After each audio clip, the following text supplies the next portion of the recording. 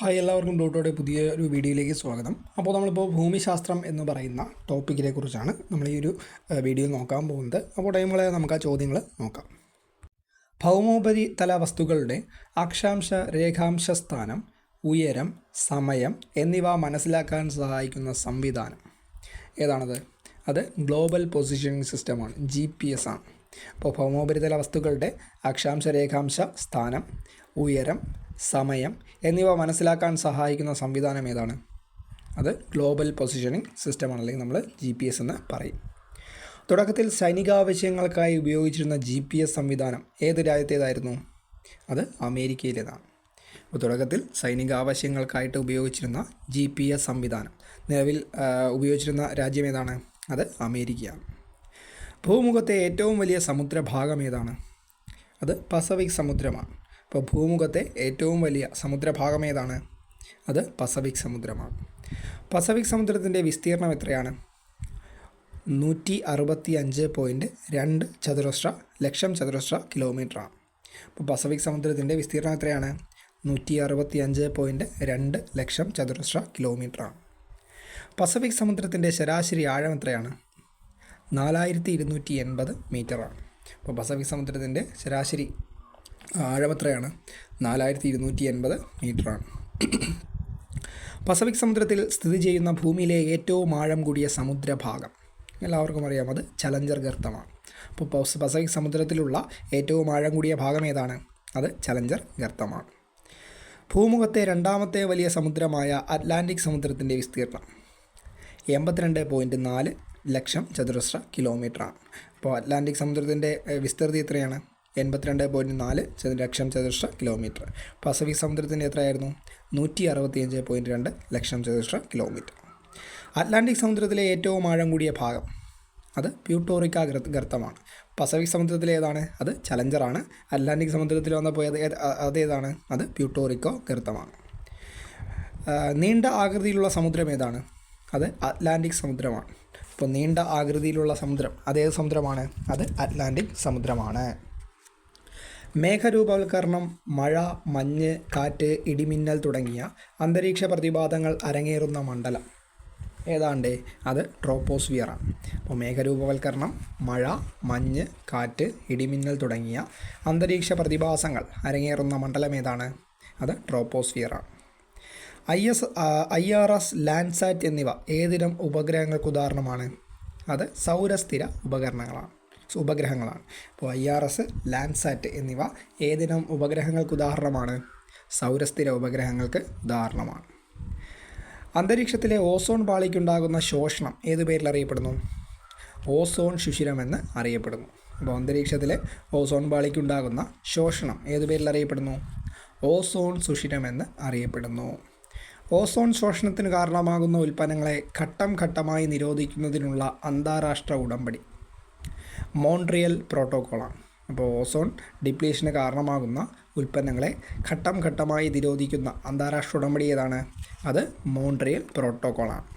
Montreal ഉടമ്പടിക്ക് രൂപം നൽകിയ വർഷം 1987. അപ്പോൾ മോൺട്രിയൽ ഉടമ്പടി നമ്മുടെ ഓസോൺ ശുഷിരവുമായിട്ട് ബന്ധപ്പെട്ടിരിക്കുന്നു. മോൺട്രിയൽ ഉടമ്പടി രൂപം നൽകിയെന്നാണ് 1987. ഓസോൺ ദിനമായി ആചരിക്കുന്നതെന്നാണ്? സെപ്റ്റംബർ 16. അപ്പോൾ ഓസോൺ ദിനമെന്നാണ് സെപ്റ്റംബർ 16.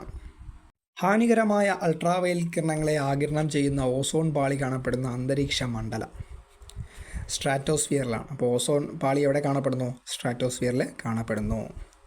ഒരു വസ്തുവിനെയോ പ്രദേശത്തെയോ പ്രതിഭാസത്തെയോ സംബന്ധിക്കുന്ന വിവരങ്ങൾ സ്പർശബന്ധം കൂടാതെ ശേഖരിക്കുന്ന രീതി അതാണെന്ത്? വിദൂര സംവേദനമെന്ന് പറയുന്നത്.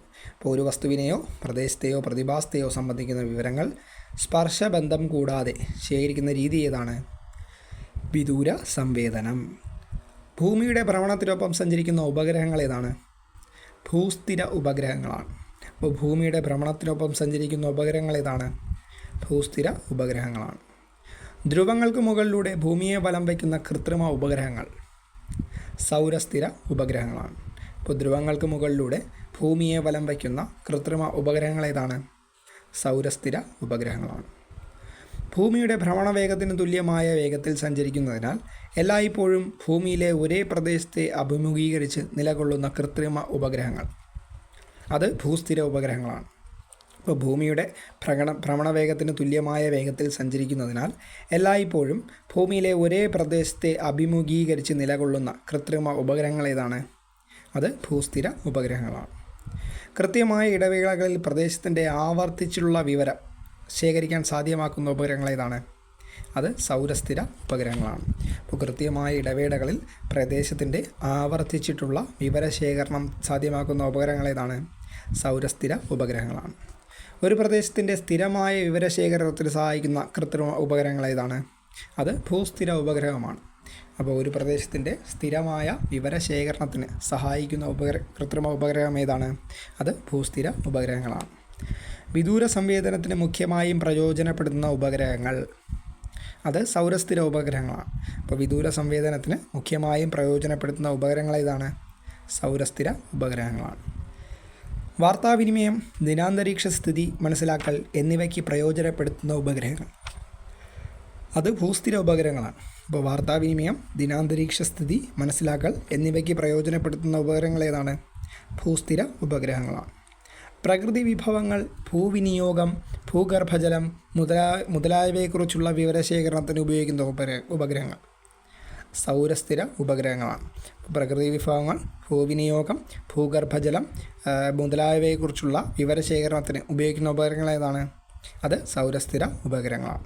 എന്നാൽ വാർത്താവിനിമയം, ദിനാന്തരീക്ഷ സ്ഥിതിയൊക്കെ മനസ്സിലാക്കാൻ ഏത് ഉപയോഗിക്കുന്നു? അത് ഭൂസ്ഥിര ഉപഗ്രഹങ്ങൾ ഉപയോഗിക്കുന്നു. ഇന്ത്യയുടെ ഇൻസാറ്റ് ഏതിനം ഉപഗ്രഹത്തിന് ഉദാഹരണമാണ്? അത് ഭൂസ്ഥിര ഉപഗ്രഹത്തിന് ഉദാഹരണങ്ങളാണ്. അപ്പോൾ ഇന്ത്യയുടെ ഇൻസാറ്റ് ഏതിനം ഉപഗ്രഹത്തിന് ഉദാഹരണമാണ്? ഭൂസ്ഥിര ഉപഗ്രഹത്തിന് ഉദാഹരണമാണ്. ഭൂമിയിൽ നിന്നുയരുന്ന ഭൗമവികിരണത്തെ ആഗിരണം ചെയ്ത് ഭൂമിയോടടുത്തുള്ള അന്തരീക്ഷത്തിലെ താപനില കുറയാതെ നിലനിർത്തുന്ന പ്രതിഭാസം അതാണ് ഹരിതഗൃഹ പ്രഭാവം. അപ്പോൾ ഭൂമിയിൽ നിന്നുയരുന്ന ഭൗമവികിരണത്തെ ആഗിരണം ചെയ്ത് ഭൂമിയോടടുത്തുള്ള അന്തരീക്ഷത്തിലെ താപനില കുറയാതെ നിലനിർത്തുന്ന പ്രതിഭാസം ഏതാണ്?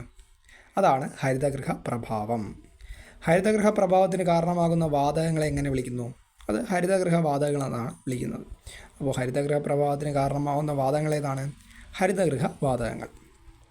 ഹരിതഗൃഹ പ്രഭാവത്തിന് കാരണമാകുന്ന അന്തരീക്ഷത്തിലെ പ്രധാന ഘടകങ്ങൾ ഏതൊക്കെയാണ്? Carbon dioxide, methane, ozone, നീരാവി. അപ്പോൾ ഹരിതഗൃഹ പ്രഭാവത്തിന് കാരണമാകുന്ന അന്തരീക്ഷത്തിലെ പ്രധാന ഘടകങ്ങൾ ഏതൊക്കെയാണ്? Carbon dioxide, methane, ozone, നീരാവി. ഹരിതഗൃഹ വാതകങ്ങളിലുണ്ടാകുന്ന ക്രമാതീതമായ വർധനവ് മൂലമുള്ള ദൂഷ്യവശം എന്താണ്? അന്തരീക്ഷ താപനില എന്ത് ചെയ്യുന്നു? വർദ്ധിക്കുന്നു. അപ്പോൾ ഹരിതഗൃഹ വാതകങ്ങളിലുണ്ടാകുന്ന ക്രമാതീതമായ വർധന മൂലമുള്ള ദൂഷ്യവശം എന്താണ്? അന്തരീക്ഷ താപനില വർദ്ധിക്കുന്നു. ഹരിതഗൃഹ വാതകങ്ങളെ നിയന്ത്രിക്കുവാനുള്ള പ്രധാന അന്താരാഷ്ട്ര ഉടമ്പടി ക്യോട്ടോ പ്രോട്ടോക്കോളാണ്. അപ്പോൾ ഹരിതഗൃഹ വാതകങ്ങളെ നിയന്ത്രിക്കുവാനുള്ള പ്രധാന അന്താരാഷ്ട്ര ഉടമ്പടി ഏതാണ്? അത് ക്യോട്ടോ പ്രോട്ടോക്കോളാണ്. താരതമ്യേന ചരിവ് കുറഞ്ഞ പ്രദേശത്തു കൂടി പോകുന്ന നദിയുടെ ഒഴുക്കിനെ അവസാദങ്ങളോ ശിലാരൂപങ്ങളോ തടസ്സപ്പെടുത്തുമ്പോൾ നദി വളഞ്ഞൊഴുകുന്നത് എങ്ങനെ അറിയപ്പെടുന്നു? വലയങ്ങളെന്ന് അറിയപ്പെടുന്നു. അപ്പോൾ താരതമ്യേന ചരിവ് കുറഞ്ഞ പ്രദേശത്തു കൂടി പോകുന്ന നദിയുടെ ഒഴുക്കിനെ അവസാദങ്ങളോ ശിലാരൂപങ്ങളോ തടസ്സപ്പെടുത്തുമ്പോൾ നദി വളഞ്ഞൊഴുകുന്നത് എങ്ങനെ അറിയപ്പെടുന്നു? വലയങ്ങളെന്ന് അറിയപ്പെടുന്നു. വളഞ്ഞൊഴുകിയ ഭാഗം നദിയുടെ പ്രധാന ഭാഗത്തു നിന്ന് വേർപെട്ട് രൂപം കൊള്ളുന്ന ഒറ്റപ്പെട്ട തടാകങ്ങൾ എങ്ങനെ അറിയപ്പെടുന്നു? ഓക്സ്ബോ തടാകങ്ങളെന്ന് അറിയപ്പെടുന്നു. അപ്പോൾ വളഞ്ഞൊഴുകിയ ഭാഗം നദിയുടെ പ്രധാന ഭാഗത്തു നിന്ന് വേർപെട്ട് രൂപം കൊള്ളുന്ന ഒറ്റപ്പെട്ട തടാകങ്ങൾ എങ്ങനെ അറിയപ്പെടുന്നു? ഓക്സ്ബോ തടാകങ്ങളെന്ന് അറിയപ്പെടുന്നു. മഴക്കാലത്ത് പ്രളയബാധിതമാകുന്ന നദിയുടെ ഇരുകരകളിലും എക്കൽ നിക്ഷേപങ്ങളാൽ രൂപമെടുക്കുന്ന സമതലങ്ങൾ എങ്ങനെ അറിയപ്പെടുന്നു? പ്രളയ സമതലങ്ങളെന്ന് അറിയപ്പെടുന്നു. മഴക്കാലത്ത് പ്രളയബാധിതമാകുന്ന നദിയുടെ ഇരുകരകളിലും എക്കൽ നിക്ഷേപങ്ങളാൽ രൂപമെടുക്കുന്ന സമതലങ്ങൾ എങ്ങനെ അറിയപ്പെടുന്നു? പ്രളയ സമതലങ്ങളെന്ന് അറിയപ്പെടുന്നു. ഭൂപടങ്ങളിൽ മഞ്ഞ നിറത്തിൽ രേഖപ്പെടുത്തുന്നത് എന്താണ്? അത് കൃഷിയിടമാണ്. ഭൂപടങ്ങളിൽ മഞ്ഞ നിറത്തിൽ രേഖപ്പെടുത്തുന്നത് എന്താണ്? കൃഷിയിടമാണ്. അന്തരീക്ഷ മർദ്ദം അളക്കുവാനുള്ള ഉപകരണം അത് മർദ്ദമാപിനി ബാരോമീറ്ററാണ്. അപ്പോൾ അന്തരീക്ഷ മർദ്ദം അളക്കാൻ ഉപയോഗിക്കുന്ന ഉപകരണം ഏതാണ്? അത് ബാരോമീറ്ററാണ്. കാറ്റിന് അഭിമുഖമായ പർവ്വതങ്ങളുടെ വശങ്ങളിൽ കൂടുതലായി ലഭിക്കുന്ന മഴ ഏത് പേരിൽ അറിയപ്പെടുന്നു? ശൈലവൃഷ്ടിയാണ്. അപ്പോൾ കാറ്റിന് അഭിമുഖമായ പർവ്വതങ്ങളുടെ വശങ്ങളിൽ കൂടുതലായി ലഭിക്കുന്ന മഴ ഏതാണ്? അത് ശൈലവൃഷ്ടിയാണ്. മധ്യരേഖാ കാലാവസ്ഥാ മേഖലകളിൽ സാധാരണയായി ഉച്ച കഴിഞ്ഞുണ്ടാകുന്ന ഇടിമിന്നലോടുകൂടിയ മഴ അത് സംവഹന മഴയാണ്. ഇപ്പോൾ മധ്യരേഖ കാലാവസ്ഥാ മേഖലകളിൽ സാധാരണയായി ഉച്ച കഴിഞ്ഞുണ്ടാകുന്ന ഇടിമിന്നലോടുകൂടിയ മഴ ഏതാണ്? അത് സംവഹന മഴയാണ്.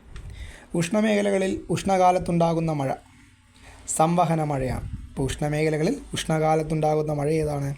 സംവഹന മഴയാണ്.